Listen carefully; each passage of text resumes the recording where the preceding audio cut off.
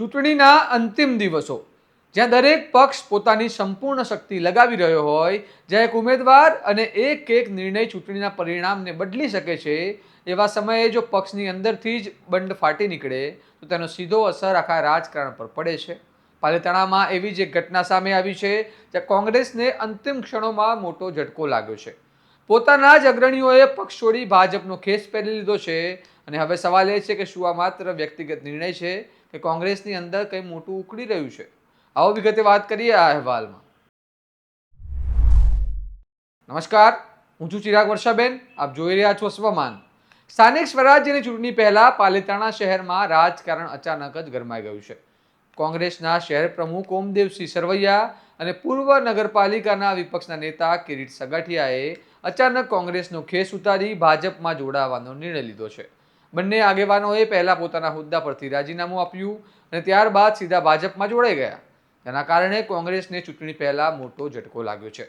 પક્ષ પલટાનું મુખ્ય કારણ ટિકિટ ફાળવણીમાં નારાજગી હોવાનું સામે આવ્યું છે. બંને નેતાઓએ ખુલ્લેઆમ કહ્યું કે પાર્ટીમાં તેમને યોગ્ય મહત્વ આપવામાં આવ્યું નથી અને આંતરિક જૂથવાદના કારણે તેઓ આ નિર્ણય લેવા મજબૂર બન્યા છે. એટલે કે આ વાત માત્ર એક ટિકિટની નથી, પરંતુ સંગઠનની અંદરના અસંતોષની છે. આ ઘટનાની સૌથી મોટી અસર એ છે કે ભાજપે માત્ર તેમને જોડાવા દીધા નથી, પરંતુ તરત જ બંને નેતાઓ અને તેમની પેનલને પાલિતાણા નગરપાલિકાના વોર્ડ નંબર 1માંથી ઉમેદવારી પણ આપી દીધી છે. એટલે આ પક્ષ પલટો હવે સીધો ચૂંટણીના મેદાનમાં ફેરવાઈ ગયો છે અને તેની અસર મતદાન પર પડી શકે છે. પૂર્વ ધારાસભ્ય મહેન્દ્રસિંહ સરવૈયાએ બંને નેતાઓને ભાજપનો ખેસ પહેરાવી સ્વાગત કર્યું અને આ સાથે જ ભાજપે એક સ્પષ્ટ સંદેશ આપ્યો કે કોંગ્રેસમાંથી આવનારા નેતાઓને પણ તાત્કાલિક સ્થાન અને તક મળશે. સાંભળવા મામલે ઓમદેવસિંહ સરવૈયા શું કહી રહ્યા છે. ખાસ કરી અને હું શહેર કોંગ્રેસનો પ્રમુખ હતો. છેલ્લા 2.5 વર્ષથી હું શહેર કોંગ્રેસના પ્રમુખની જવાબદારી નિભાવતો હતો.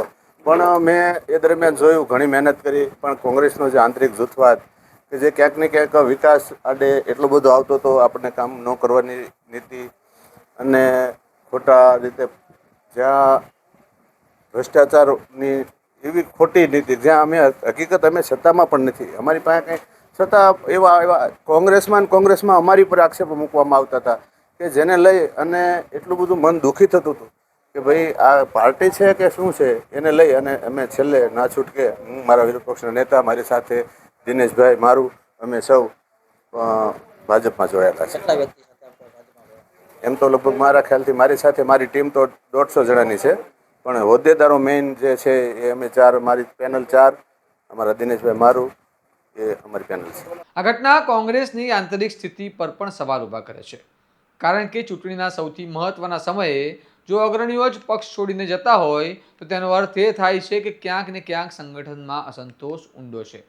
ચૂંટણીના અંતિમ તબક્કામાં થયેલો આ રાજકીય ખેલ કોંગ્રેસ માટે મોટો ઝટકો બની શકે છે, ત્યારે ભાજપ માટે આ એક મોટો રાજકીય લાભ ગણાઈ રહ્યો છે. હવે જોવાનું રહેશે કે મતદારો આ પક્ષ પલટાને કેવી રીતે લે છે અને શું તેનો સીધો અસર પરિણામ પર પડશે.